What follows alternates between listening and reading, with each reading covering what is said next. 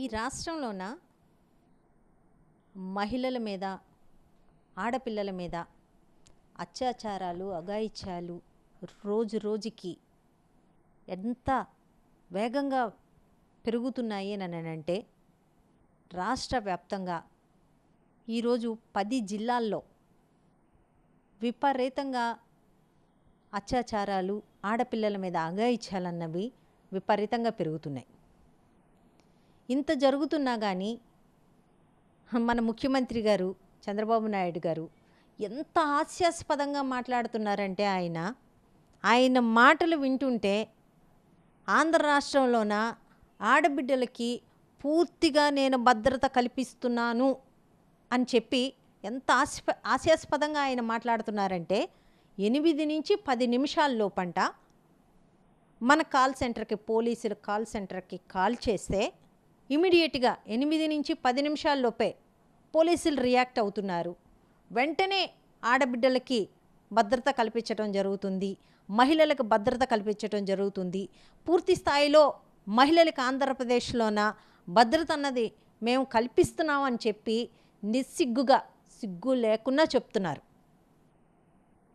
ఎంత దారుణంగా ఆడపిల్లల మీద ఈరోజు అఘాయిత్యాలు జరుగుతున్నాయి, ఎంత దారుణంగా మహిళల మీద వేధింపులు జరుగుతున్నాయి, ఎంత దారుణంగా మహిళా ఉద్యోగస్తుల మీద వేధింపులు జరుగుతున్నాయి. ఈ రాష్ట్రంలోన రోజుకో ఉదంతం మనం చూస్తున్నాం.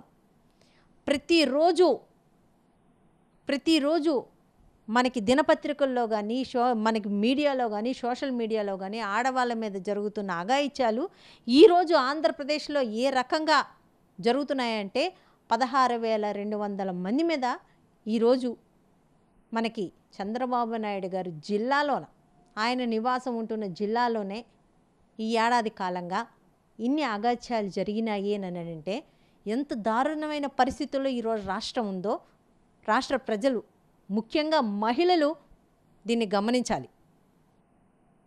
ఈరోజు నారా లోకేష్ గారు ఉన్న జిల్లాలో కూడా పూర్తి స్థాయిలోన మహిళల మీద దాడులు అన్నవి జరుగుతున్నాయి.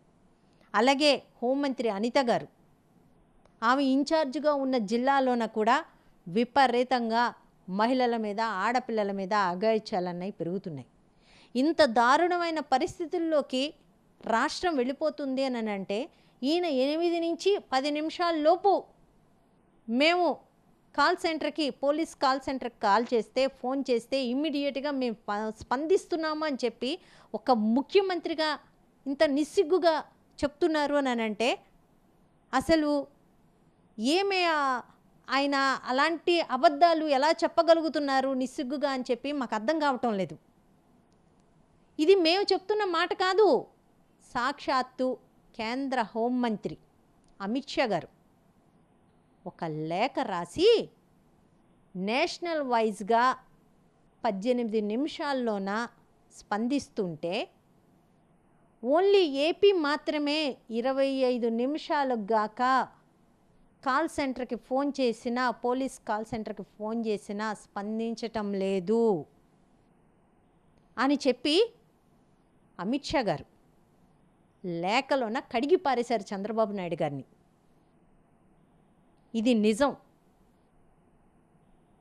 ఇంత దారుణమైన పరిస్థితుల్లోన రాష్ట్రం వెళ్ళిపోతుంటే ఈయన మాత్రం నిస్సిగ్గుగా 8 నుంచి 10 నిమిషాల్లోపు మేము మహిళలకు భద్రత కల్పిస్తున్నామని చెప్పుకుంటున్నారు. ఎంత దారుణమైన పరిస్థితులు అంటే ఈరోజు మనకి గుంటూరు కానీ, సత్యసాయి జిల్లా కానీ, నెల్లూరు కానీ, కడప కానీ, విజయనగరం కానీ ఇలాగా మనం చూసుకుంటే 10 జిల్లాలు, తిరుపతిలోన, పార్వతీపురం మన్యంలోన, పల్నాడులోన, ఈ జిల్లాలు 10 జిల్లాల్లోన విపరీతంగా క్రైమ్ రేట్ అనేది పెరిగిపోయింది మనకి రోజు రోజుకి. ఈ 2 ఏళ్ల కాలంలోన ఇంత దారుణమైన పరిస్థితులు మహిళల మీదకి వస్తుంటే వీళ్ళు మాత్రం నిమ్మకి నీరెత్తినట్టు వీళ్ళ పరిపాలన ఉంది. ఈరోజు ఎందుకు టీడీపీ ఎమ్మెల్యేలు, జనసేన ఎమ్మెల్యేలు, లేకపోతే ఆ మంత్రులు, పిఏలు వీళ్ళు చేస్తున్న దారుణాలు ఏ రకంగా ఉన్నాయంటే మన మంత్రి సంధ్యారాణి గారు, ఆమె పిఏ సతీష్ ఎలాంటి దారుణాలు చేశాడో మనకి మనం చూసాం. ఆ అమ్మాయి ఒక మహిళ ప్రభుత్వ ఉద్యోగి అయి ఉండి నా మీద లైంగికంగా దాడి చేశాడు అని చెప్పి బయటకొచ్చి ఆ అమ్మాయి వాపోతే, ఆ అమ్మాయి బయటకొచ్చి మీడియా ముందుకొచ్చి ఆ అమ్మాయి గోడుని అల్లబుచ్చుకుంటే ఆ అమ్మాయిని పట్టించుకునే పరిస్థితి లేదు కదా. ఆ అమ్మాయిని అరెస్ట్ చేసి ఆ అమ్మాయిని హెల్త్ పరీక్షలు చేయించి ఆ అమ్మాయి ఉద్యోగాన్ని కూడా ఓడగొట్టి ఈరోజు ఆ అమ్మాయిని జైల్లో పెట్టారు తప్పితే కానీ ఆ పిఏ మీద ఈ రోజుకి ఇంతవరకు యాక్షన్ తీసుకున్న దాఖలాలే లేవు. ఇంత దారుణమైన పరిస్థితుల్లోన రాష్ట్రం వెళ్ళిపోతుంటే 112కి కాల్ చేస్తే మహిళలు మాకు ఇబ్బంది కలుగుతుంది, మేము ప్రమాదంలో ఉన్నాము అని చెప్పి కాల్ చేస్తే 25 నిమిషాలకు గాక స్పందించట్లా. పోనీ మీడియా ముందుకు వచ్చి మాకు ఇంత దారుణం జరుగుతుంది అని మహిళా ఉద్యోగస్తులు తెలియజేస్తే తిరిగి వాళ్ళ మీద యాక్షన్ తీసుకుంటున్నారు. ఇంతవరకు సంజయ్ రాణి పిఏ మీద ఒక కేసు కూడా నమోదవ్వలేదు. దేనికి నమోదవ్వలేదు? ఎందుకు ఆ మహిళా ఉద్యోగినే, ఎందుకు ఆ అమ్మాయి ఉద్యోగాన్ని కూడా పీకేసి ఆ అమ్మాయిని జైల్లో పెట్టాల్సిన పరిస్థితి ఎందుకు వచ్చింది? అంటే ఇలాంటివి చూసే కదా ఈ రాష్ట్రంలోన తప్పు చేసేవాళ్ళు కానీ, లేకపోతే మహిళల మీద దాడి చేసేవాళ్ళని కానీ, ఆడపిల్లల మీద దాడి చేసే వాళ్ళకి కానీ వాళ్ళకి ఎక్కడి నుంచి వస్తుంది ధైర్యం? ఇలాంటి కిరాతకులు స్వేచ్ఛగా రోడ్ల మీద తిరుగుతుంటే ఆ మమ్మల్ని ఏం చేస్తారులే అన్న ధీమాతోటి ఈరోజు విపరీతంగా క్రైమ్ రేట్ అనేది పెరుగుతుంది. కానీ దీన్ని చూసే నాదుడు ఒక మహిళా హోంమంత్రిగా ఉన్న అనిత గారు ఉన్న ఈ రాష్ట్రంలోన మహిళలకి భద్రత లేదు. ఇది మాత్రం మనం స్పష్టంగా చెప్పొచ్చు. అసలు ఇంత దారుణమైన పరిస్థితులు ఉన్నాయి. మన ఆయన ఎవరు, జనసేన ఎమ్మెల్యే, వాడు చేసిన పనేంటి? ఈ రోజుకి ఆ అమ్మాయి ఏదో ఒక వీడియో బయటికి వదులుతూనే ఉంది. నాకు అన్యాయం జరిగింది అని చెప్పి సీఎం గారికి చెప్పడం జరిగింది, డిప్యూటీ సీఎంకి చెప్పడం జరిగింది, ఎస్పీ గారికి ఫిర్యాదు చేయడం జరిగింది, లోకల్ పోలీస్ స్టేషన్లో ఫిర్యాదు చేయడం జరిగింది. అయినా కానీ ఎక్కడ యాక్షన్ తీసుకున్న దాఖలాలు లేవు. మీడియా ముందుకి వచ్చి ఆమె లబోదిబ్బో అంటే మీడియా ముందుకు వచ్చి చెప్తే ఎన్డీడీపీ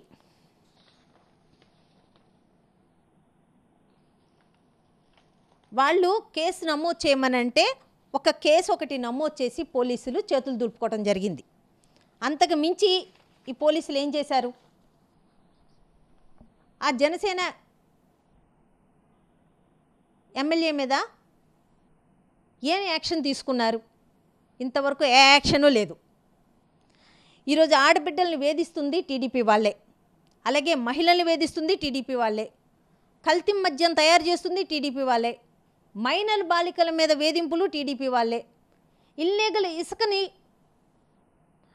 వాళ్ళు అమ్ముకుంటుంది టీడీపీ వాళ్ళే, ఈరోజు గంజాయి ముఠాల్ని పెంచి పోషిస్తుంది టీడీపీ వాళ్ళే, ఈరోజు మహిళా ఉద్యోగస్తుల్ని వేధిస్తుంది టీడీపీ వాళ్ళే.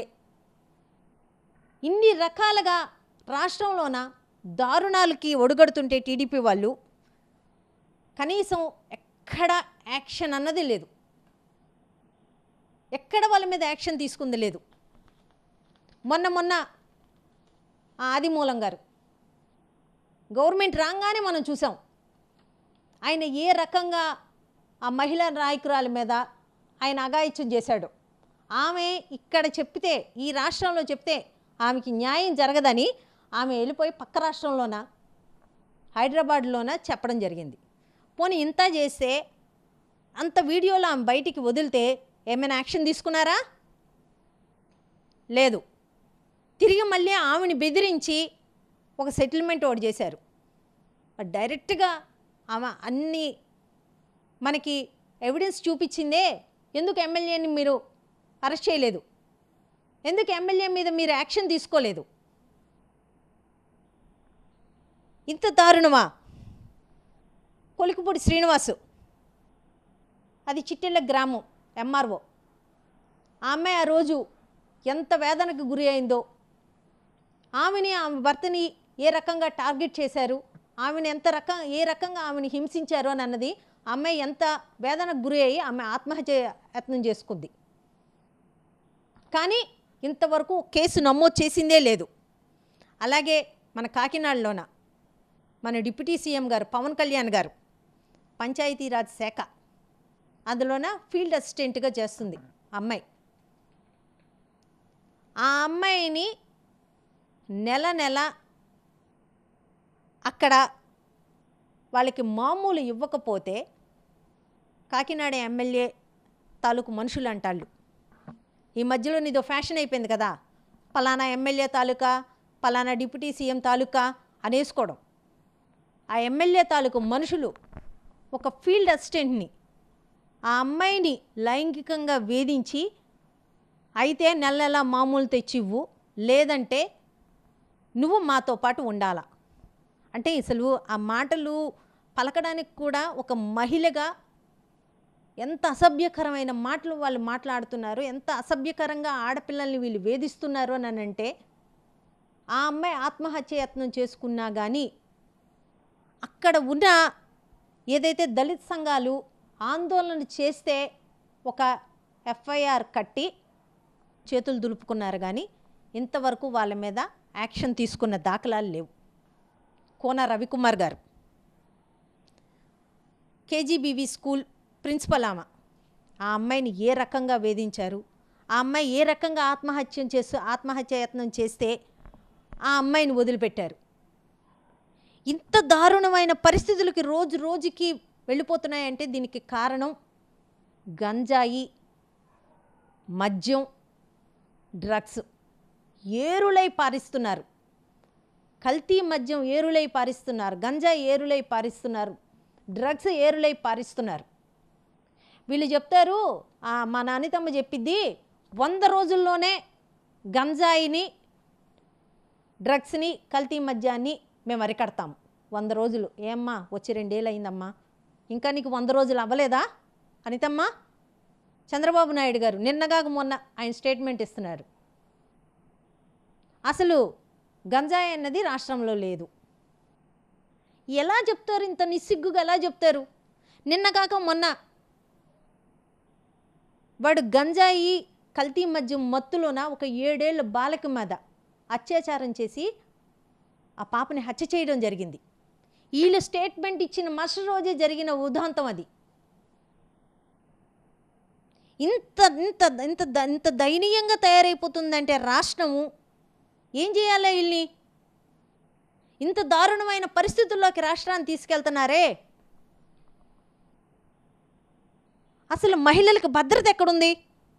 ఈ ఏడాది మాత్రమే 1458 మంది మహిళల మీద, ఆడపిల్లల మీద అత్యాచారాలు జరిగాయి. ఒక్క ఈ ఏడాదిలోనే 80% క్రైమ్ రేట్ అన్నది మనకి పెరిగింది. కానీ సీఎం గారు ఏం చెప్తారు అని అంటే, నేను 8 నుంచి 10 నిమిషాల్లోపే రాష్ట్రంలోన మనం యాక్షన్ తీసుకుంటున్నాము, మహిళలు కానీ ఆడపిల్లలు కానీ ఎలాంటి ఆపదలో ఉన్నా కానీ 8 నుంచి 10 నిమిషాల్లోపే. ఏం సార్, అమిత్ షా గారు రాసిన లేఖ మీ దగ్గర లేదా? ఇంత నిస్సిగ్గుగా ఎలా చెప్పగలుగుతున్నారు అబద్ధాలు? ఇంత దారుణమైన పరిస్థితుల్లోకి రాష్ట్రం వెళ్ళిపోతుంది. రోజు రోజుకి గంజాయి, కల్తీ మద్యం ఏరులై పారుతున్నాయి. ఎందుకు? నిన్నగాక మొన్న మనకి ఆ ఎంపీ గారు పుట్టా మహేష్ గారు మనకు డ్రగ్స్ తీసుకుంటూ దొరికినారు. పూర్తి స్థాయిలోన ఇలాంటి ఎంపీలని, ఎమ్మెల్యేని ఎంకరేజ్ చేయటం జరుగుతుంది. ఎవరు ఎంత విచ్చలవిడిగా మహిళల మీద దాడులు చేసినా, ఎంత గంజాయిని ప్రోత్సహించినా, ఎంత కల్తీ మద్యాన్ని ప్రోత్సహించినా, ఎంత డ్రగ్స్ను ప్రోత్సహించినా ఈ రాష్ట్రంలోన ఎలాంటి యాక్షన్ తీసుకునే పరిస్థితుల్లోన ఈ గవర్నమెంట్ లేదు. మహిళలకి భద్రత అన్నది ఆంధ్ర రాష్ట్రంలో లేదు. పూర్తిగా మహిళల మీద వివక్షత అన్నది చూపిస్తున్నారు. ఎందుకు అంత వివక్షత మీకు? ఆడపిల్లల మీద ఎందుకు వివక్ష? మహిళల మీద ఎందుకు వివక్ష? ఏం తప్పు చేశారు మహిళలు, ఆడపిల్లలు? ఎందుకు ఇంత నిర్లక్ష్యంగా మీరు ప్రవర్తిస్తున్నారు? ఇంత దారుణమైన పరిస్థితులు రాష్ట్రంలో నెలకొంటుండే ఎందుకు మీకు ఇంత? శ్రీకాకుళం జిల్లాలో ఉన్న 213% మనకి క్రైమ్ రేట్ పెరిగింది అని అంటే ఏమనుకోవాలి? నెల్లూరులో 121% క్రైమ్ రేట్ పెరిగింది అని అంటే ఏమనుకోవాలి? ఈ మద్యం గురించి లేకపోతే ఈ గంజాయి గురించి వీటి గురించి మనకి ఆయన ఈ మధ్యలోనే మనం చూసాం. డ్రగ్స్ మీద గంజాయి మీద వ్యతిరేకంగా పోరాడిన పిచ్చయ్య అనే యువజన సంఘం నాయకుడు ఎంత దారుణంగా నడి రోడ్డు మీద ఆయన ఒక టీడీపీ ఎమ్మెల్యే అనుచరులు ఎంత దారుణంగా ఎంత అన్యాయంగా ఆయన్ని నడి రోడ్డు మీద చంపారో మనం చూసాం.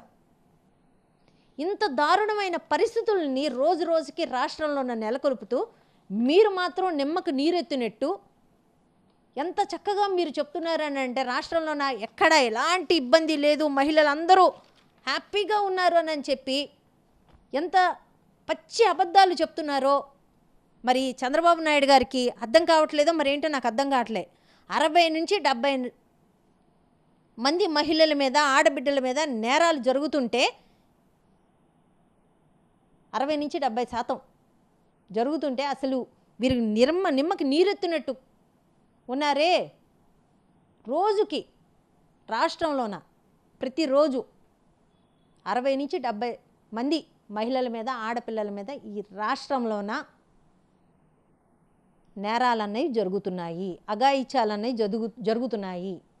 ఇంత దారుణమైన పరిస్థితుల్లోకి రోజు రోజుకి రాష్ట్రం వెళ్ళిపోతున్నా కానీ వీళ్ళు ఏమాత్రం స్పందించకుండా ఈ రకంగా మళ్ళీ తిరిగి అబద్ధపు మాటలు చెప్తున్నారు అని అంటే అసలు ఎంత హాస్యాస్పదంగా ఉందంటే అంత హాస్యాస్పదంగా ఉంది.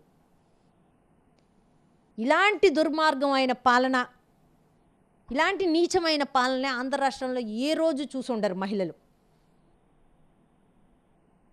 ఇలాగే మహిళల మీద దాడులు, ఇలాగే మహిళల మీద అరాచకాలు, పిల్లల మీద అరాచకాలు, ఆడపిల్లల మీద అరాచకాలు జరుగుతూ ఉంటే ఊరుకునే పరిస్థితుల్లోనే మేము లేము. దీన్ని వైఎస్ఆర్సీపీ పార్టీ మా జగన్మోహన్ రెడ్డి గారు ఆదేశాల మేరకు ఖచ్చితంగా మేము పోరాడతాం. మహిళలమందరం రోడ్డు మీదకి వస్తాం. దిశ యాప్ని నిర్వీర్యం చేశారు, దిశ యాప్ని నాశనం చేశారు, మహిళా పోలీస్ స్టేషన్లు నాశనం చేశారు. ఈరోజు పూర్తిగా ఆంధ్ర రాష్ట్రంలో మహిళలకి ఎలాంటి భద్రత లేకుండా చేశారు. దీన్ని తీవ్రంగా మేము ఖండిస్తున్నాము. మా జగనన్న ఆదేశాల మేరకు ఆంధ్ర రాష్ట్రంలో ప్రతి ఒక్క మహిళ నడుం కడుతుంది.